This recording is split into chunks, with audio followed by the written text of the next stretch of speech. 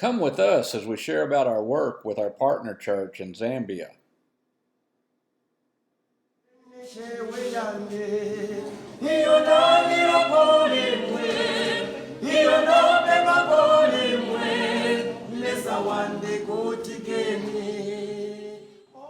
One of the joys during worship is hearing the beautiful voices of the different choirs. When we first arrived in Lundazi, long before we had any knowledge of the language, at times we would have tears in our eyes listening to the choirs sing. The choir you're listening to is the Bethlehem Station Choir. We hope you enjoy their beautiful voices too. By the way, when we told our friends in Lundazi they would be included in our presentation, they expressed their joy that they'd be going on the airplane with us to the U.S. Two are better than one, because they have a good reward for their toil. For if they fall, one will lift up the other. But woe to the one who is alone and falls, and does not have another to help. When we began to plan our return to the U.S. for interpretation assignment, we chose to focus on partnership. Our next step was to find a verse which we both felt exemplified partnership. We chose the verse you just heard from Ecclesiastes 4, verses 9 and 10. In early 2018, a cholera outbreak hit parts of Zambia. To combat the spread of this disease, there was an emphasis on hygiene, and in particular hand washing. Charles and his students at Chisefu Theological College built this tippy-tap hand washing station as a class project. We think that this picture exemplifies partnership. The girl washing her hands and the boy pressing down on the stick to pour the water from the jug. Monili Mose, that means greetings, everyone. Thank you for inviting us to be with you today to share about our work in Zambia. We look forward to telling you about the work with our partner church, the Church of Central Africa Presbyterian Synod of Zambia, my work in sustainable agriculture, and Melissa's work with the CCAP Health Department. Along the way, we'll talk about your role in this partnership and the far-reaching impact the work is having, not only within Zambia, but here as well. One day in the late afternoon during our first year in Zambia, I was driving along a dusty, bumpy dirt road between Chisefu and Egechikeni, being careful to watch for people walking alongside. My drive was a regular occurrence after a day of teaching agriculture courses at Chisefu Theological College. There's no electricity at Chisefu, so in order to use a projector during my class, I connect an extension cord to the power inverter on our Land Cruiser, run it through the classroom window, and connect to the projector. At the end of the day, I need to go for a drive to recharge the Land Cruiser's batteries to be ready for the next day. As I drove, I listened to Can't Shake the Sands of Texas from My Shoes by Riders in the Sky, and I marveled at how a kid from deep South Texas had ended up serving as a mission co-worker in Zambia. And as I drove, something else occurred to me. Our new home in Zambia looks a lot like South Texas. I thought about my day and my students from Zambia, Zimbabwe, and Malawi. I also thought about our work together in the field, where I was learning from them about farming in their home villages. This was my first time to plow with oxen and experience the method of planting used by Zambian smallholder farmers. I was learning as much from them as they were from me. As I continued, I thought about the many things we have in common. Our hopes and dreams, our ability to laugh and find joy in even the simplest tasks, and the ways we are connected through Christ despite speaking different languages and coming from different cultures. I also thought about our common desire to make the world a better place for everyone, not just ourselves. I walk to work quite frequently. It's not very far from our house to the church grounds where the CCAP Health Department office is located. When we first arrived, I only knew one way from home to church, along the tarmac road through town, which is smooth and very busy with vehicles, lots of people on bikes, women wearing colorful fabrics, carrying their babies on their backs, and things on their heads to sell in the market. As I began working with Mr. Walima, the health department coordinator, we began to attend lots of different stakeholder meetings around Lundazi. As we walked to these meetings, he began to show me all the shortcuts through and around town. Many of these shortcuts are not on the smooth tarmac road. They are through neighborhoods, or compounds as they are known there, on dirt roads that are full of ruts and potholes from the rains that wash that sandy soil toward the river. As I learned these shortcuts, I began taking them during my walks. I've come to love the rustic beauty of the dirt roads, the small houses, the tall grass, the purple jacaranda, and the bright red flamboyant trees. As I walk, I hear my name called, and people wave and greet me, especially the kids. We are known, we are welcomed, we are loved, and we have become a part of this community. As the verse from Ecclesiastes tells us, we are better together, and we are definitely not alone in Zambia. As I look back on that evening drive, I see the beginning of a mission partnership on a new level with my students, friends, and coworkers. I see a unity that is beyond explanation, a unity formed by our faith, and how we're really not very different from one another. I've experienced a number of challenges with my work, which, to be honest, have been discouraging at times. Even so, I can still remember driving along that bumpy, dusty road and being overwhelmed by the realization of how wonderful it was that God led us from South Texas to live and serve in Zambia. Since then, the partnership has grown, deepened, and friendships made. We are home. As Charles and I have traveled this journey in Zambia, along both the smooth and the bumpy roads, we've learned so much. We have learned about the damage to culture and community in the past from colonialism and sometimes even mission. In some ways, that damage is continuing through NGOs and aid agencies that come to Zambia, intending to do good, but on their terms. As I was walking with Mr. Walima one day, we were talking about his childhood in the village. He told me that his village had been very large, with more than 200 homes, and that he might go more than a week without seeing his father because everyone just took care of each other. He said that now people live in very small villages of only a few houses. I asked him what had changed, and he looked at me and he said, "You did." Now I know he wasn't talking about me personally, but he continued to explain that Zambians had been told that they should only live with their nuclear families.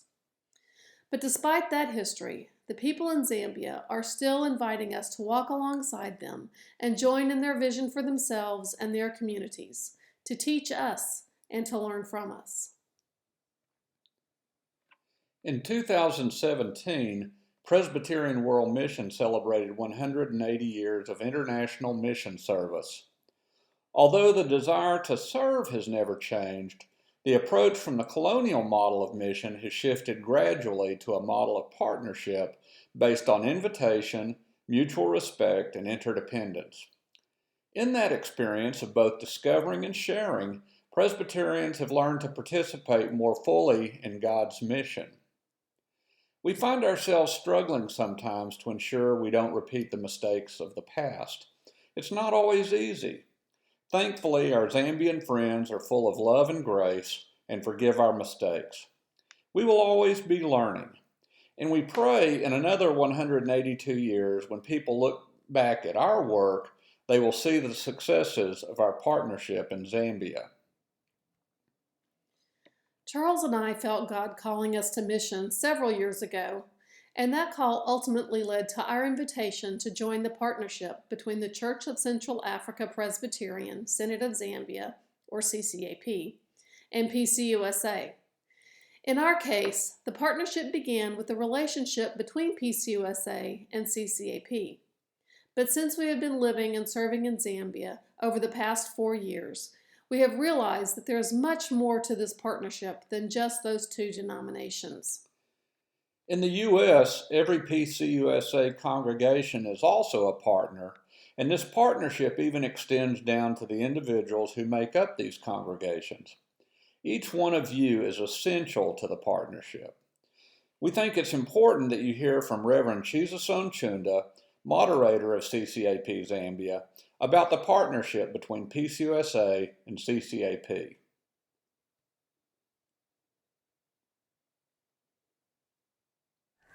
Peace USA has been a big partner for CCAP Synod of Zambia.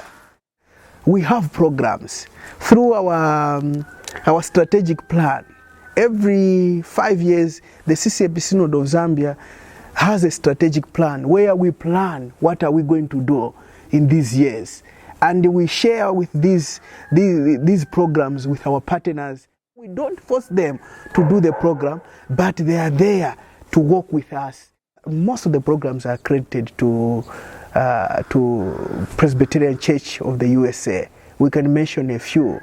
The clinics that we have. We can also think of the Synod office. We can talk of the community schools. We talk of Chasef Theological College and the programs that are there. We say Presbyterian Church of the USA has contributed. I would say thank you very much to Peace USA. Thank you very much for your help.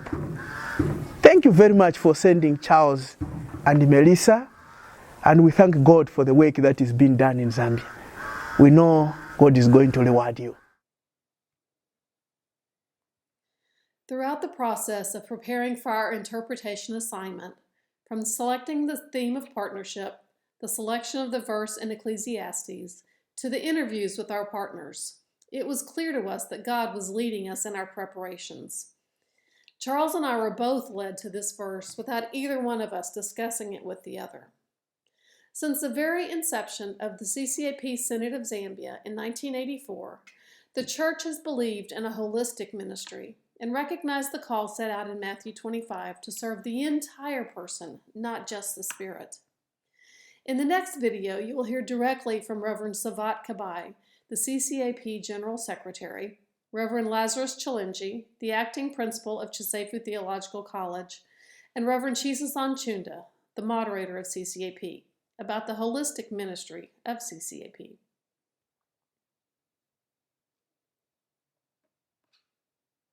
In planting the new churches in Impika, Peace USA had funded us and helped us to go and preach the gospel. So it is being done according to the vision of CCAP Synod of Zambia, being holistic in every aspect: evangelism, health, education, agriculture, just to mention but a few. Mission is mission day. Mission belongs to God. And so we are the conduits here on earth that we should be able to see that this great commission that we should take the gospel to every creature can only be made possible when we engage our resources. God demands that we should look at a human being at two levels. A human being is not only a physical being, but also is also a spiritual being. Because the Great Commission, as it is also indicated in Matthew chapter 25, Jesus primarily leaves 6 core things as the basis for judgment. And none of the 6 is related to the spiritual aspect. And so because Jesus is talking about the physical needs, the shelter, the food, the clothes, then it is important that the Peace USA should continue into this partnership, because together then we can take the Great Commission of our Lord Jesus Christ even far much better. The CCAP mission is to reach to the whole world so that they should know the word of God. And now when we say the word of God, we are all talking of spiritual, physical, psychological, and all the areas of life. And so I would encourage the Peace USA that which they are already doing, they should continue doing, because they are making a very big contribution in terms of advancing the Great Commission here on earth. Recently, Peace USA has begun an initiative to focus on Matthew 25. Isn't it wonderful to see the parallels between what you just heard from our partners as they spoke of the influence of Matthew 25 on the holistic ministry of CCAP and this initiative from Peace USA? The first interview we did was with Reverend Kabai, and as he began talking about the holistic ministry of CCAP in Matthew 25, I was overwhelmed with emotion and felt it was such a God moment. I asked him if he knew about the Peace USA Matthew 25 initiative, and he did not. This repeated itself during both the other interviews with Reverend Chunda and Reverend Chalenji. During our interpretation assignment in 2017, we shared about the holistic ministry of CCAP. Since then, your response has been overwhelming. So many of you have donated to our financial support so we can serve in Zambia. And an untold number of you pray for us, email us, write to us, and show us your love and support in a variety of other ways. After hearing the stories of the needs of our partner church and the communities in Zambia, many of you have felt called to engage in a deeper relationship with CCAP to help meet those needs. During our visits and in our newsletters, we have asked for your prayers for the success of these priorities, and many of you felt God's call and responded with your support. Let us show you a few of the ways these prayers have been answered.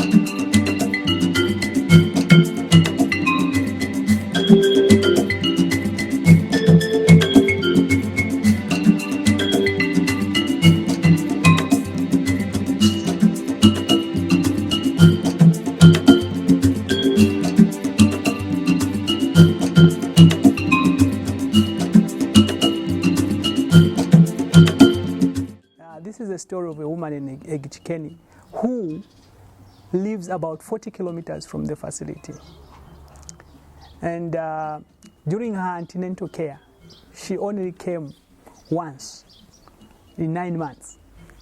She only came the first time that she came for booking at 5 months. That's the only time she came.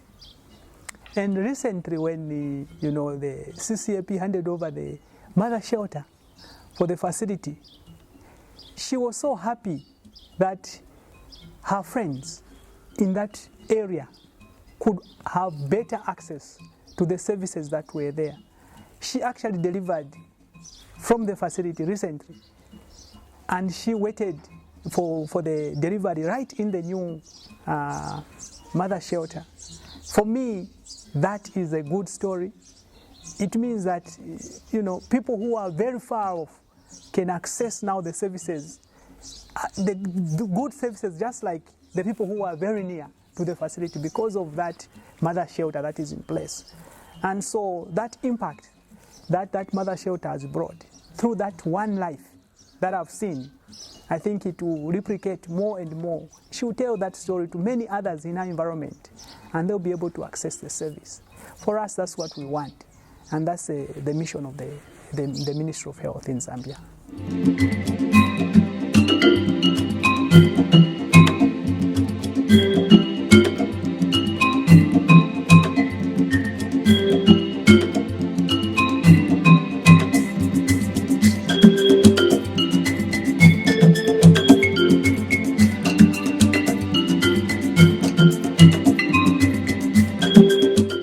We've been able to not only roof the building, plaster the building, floor the building, make the drainage, as well as digging 3 VIP toilets. In that regard, Shaw Grant has been able to make the project move from 45% to now 93%, with only 7% before its final deliverable.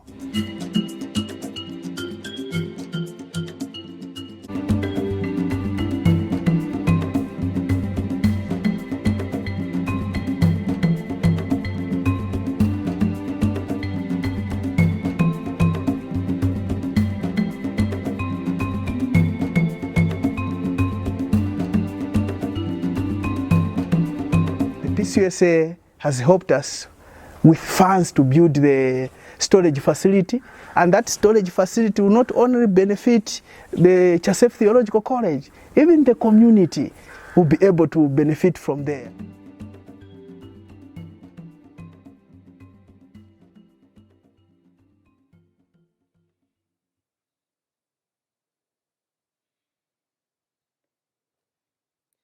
As you've seen, many of the prayer requests for infrastructure improvements in the communities of Egechikeni, Daiwala, and Chisefu have been met. While many prayers have been answered, we still need your prayers. Funds have been given for a solar pump at the Egechikeni Clinic, but we continue to pray for the remaining funds needed to complete that project. The construction of the new Pamoza Rural Health Center is underway, and a borehole has been drilled.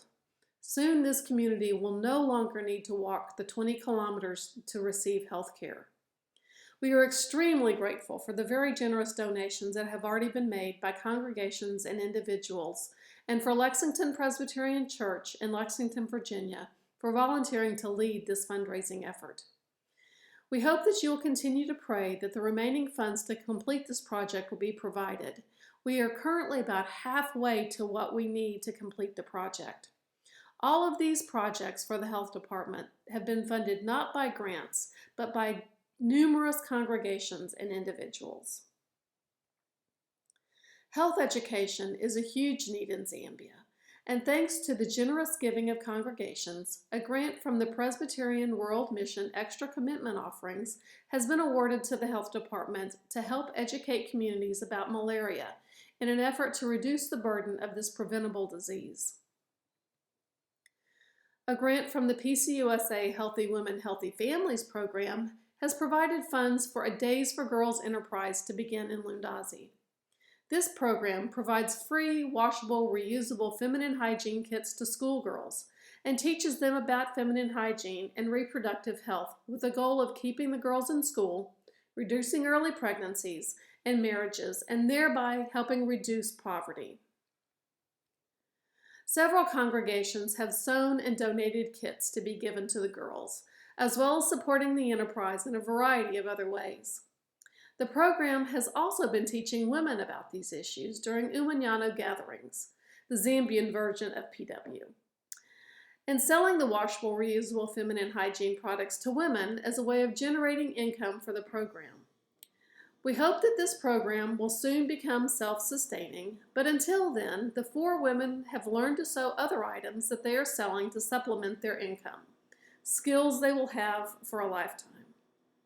We would like to introduce you to 2 women from our home church, Patty Clark and Martha Sherrod, who visited Zambia in April 2019.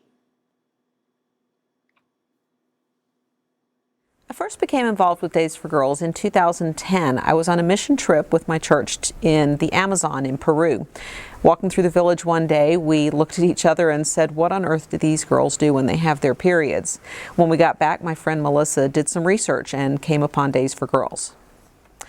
I've always been very interested in empowering women and girls in their lives, and I have found that Days for Girls is one organization that does that. They help girls stay in school, they help girls stay working instead of having to stay home when they have their periods. And so that's one of the things that I think is one thing that we can do best to help developing countries achieve their potential.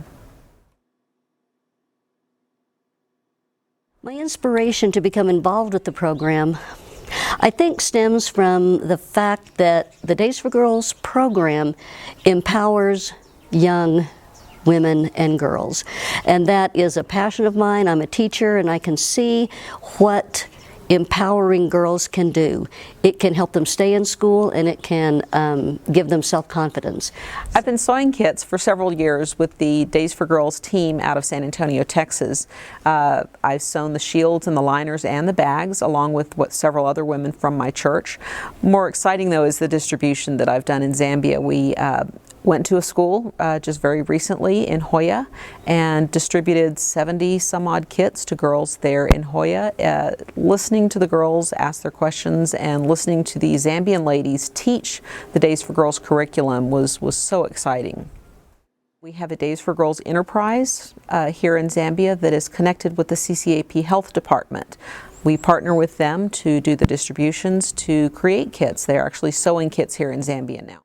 My hope for the enterprise in Zambia is that it becomes self-sustaining, that the women who have been trained in the Days for Girls enterprise here in Zambia are able to make it into something that sustains itself, that provides an income for the ladies that are working with the enterprise here, and that they no longer need us to help them. There are a variety of women in my church that are involved and can be involved. Older women that sew, younger working women who can spend maybe a couple of hours on Saturdays. So it's given the women of my church a focus and a purpose.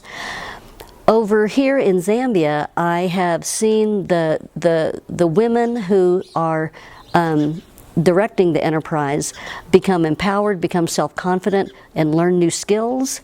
And I've seen them teach the girls, and I've seen, oh my goodness, this is wonderful. I've seen the girls learn, I've seen them listen to the teachers, and I've seen them receive their kits. So the benefits are worldwide, no matter where the kits are or where the program is.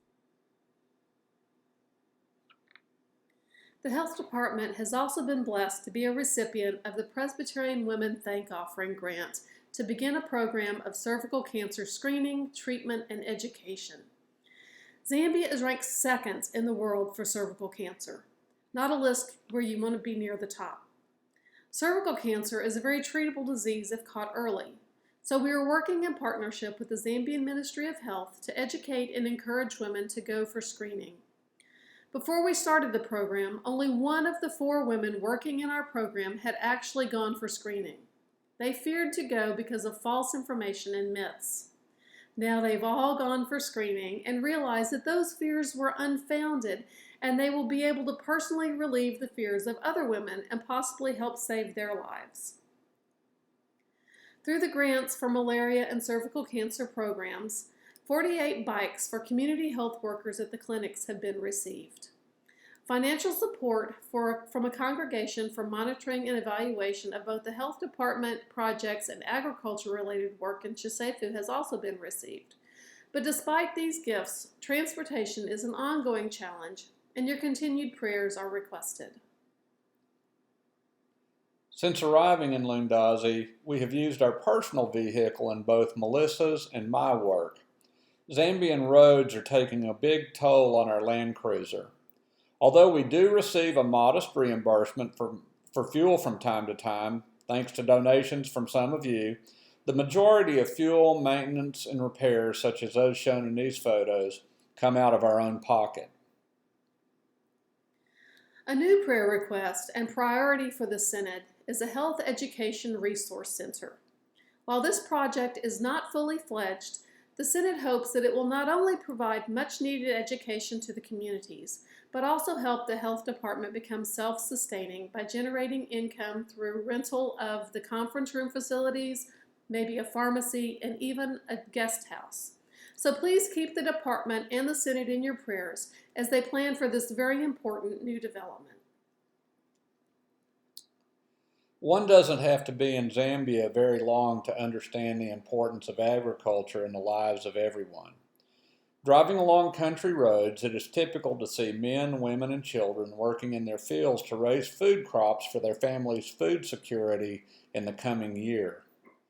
At Chisefu Theological College, agriculture also plays a prominent role, with courses in agricultural science being taught alongside theological courses. In addition, 2 farming programs are underway in conjunction with the seminary. One of these programs, Chisefu Model Farm, which is supervised by Reverend Powell Timbo, has 2 main missions. The first is to raise food for the seminary students, while the second is to eventually develop the model farm into a training center for Zambian smallholder farmers. Although the model farm has been successful with regard to providing food for the students, the development of the training center is still a dream due to challenges of resources and infrastructure. Even so, the model farm's farming operations have benefited from donor support since its inception, primarily from First Presbyterian Church of Sullivan, Indiana. The mission of the Chisefu Agricultural Income Generating Activity, or AIGA, is to generate income through farming to provide support to the seminary. Reverend Eliud Muntali, Chisefu AIGA coordinator, and I have found achieving this mission to be very challenging for several reasons. First and foremost, due to a lack of mechanization, the AIGA is attempting to engage in commercial farming using subsistence farming methods. Dependence on local labor for piecework has proven to be difficult since they are farmers as well, and our labor needs coincide with their own field work. In addition, there is a great lack of consistency in the quality of work from the many laborers, making our results inconsistent as well. Our prayer request for the Chisefu AIGA is to raise funds to purchase a 75 horsepower tractor like the one pictured here, along with a 4-row ripper, a 4-row planter, a 600-liter boom sprayer, an offset disc, and a 4-wheel trailer. I'm happy to report the donations are coming in, and we're well on our way to meeting our goal. Please consider supporting this project to make this dream a reality. Despite these challenges, we've worked hard to mitigate them. Thanks to funds budgeted in the Richard Shaw Grant awarded to Chisefu Theological College by Bryn Mawr Presbyterian Church, we've been able to purchase some equipment to facilitate our work: an ox-drawn cart, 2 back-saver hand planters, knapsack sprayers, and a fertilizer applicator. Although this equipment still requires manual labor, it has improved the quality and consistency in planting and fertilizer application and is an intermediate step until we are able to acquire a tractor and the other implements mentioned earlier. A lack of secure storage for equipment, farming inputs, and harvested crops has also been a challenge, but thanks to gifts from a number of churches and individuals, a new agricultural storage facility is being built at Chisefu. When completed, it will not only provide space to meet these needs, but also generate income for the AIGA by providing crop storage for others for a reasonable fee. It is hoped that the AIGA will become self-sufficient and sustainable in the near future. It's accurate to say our partnership in Zambia is between PCUSA and CCAP Zambia, but we never fail to remind those we work and partner with in Zambia that behind the PCUSA denomination are many congregations and individuals who have also heard the call to serve by supporting our work in Zambia. For example, you've seen how our home church in San Antonio has played an important role in the Days for Girls Zambia program. There are other churches working to support that program in the same way. Melissa and I view these churches and individual supporters as much more than donors. You are important partners in God's mission in Zambia. Many churches and individuals have pledged financial support not only for projects, but also towards our support so that we can serve there. In addition, many of you pray for us, email us, send us snail mail, and show us your love and support in many other ways. In this photo are the saints of First Presbyterian Church of Alice, Texas. They recently made a donation to support the construction of the Chisefu Agricultural Storage Facility. This church closed its doors on November 24, 2019. In responding to my email thanking the church for its donation, Pastor Chris Bear wrote, "Because we will be unable to support your work in the future, Our session wanted to ensure that we could help you in a big way this year. Please keep this congregation in prayer as we work out God's will in the final days of our life together. And God bless you and Melissa for loving our neighbors there in Chisafu and helping them to live better lives, both physically and spiritually. I've read that whenever folks would ask Mother Teresa about her work in Calcutta, she would simply reply, "Come and see." We understand many of you can't travel around the globe to visit Zambia, but please know you will be welcomed and loved by our Zambian friends if you do, and friendships will be built which will last for years. When our friends Martha and Patty visited, one of the most impactful things they experienced was a visit to Mr. Walima's village, where we shared a meal of nshima, chicken, and vegetables, and learned how to shell maize with the women. Sharing a meal, as all good Presbyterians know, is a perfect way to build friendships and begin relationships. Even if you can't come to Zambia, please walk with us on this journey through our newsletters and social media posts. When we leave here today, we hope you will feel called to become even more engaged in our partnership. That engagement can be in the form of prayer support or financial support of us or the priorities of our partner, because after all, we are better together. Do you have questions? We'd love to hear from you if you do. These are the many ways you can connect with us and ask your questions. Please keep us and the holistic ministry of our partnership in your prayers, and let us know if there are ways we can pray for you. Taonga Chomeni.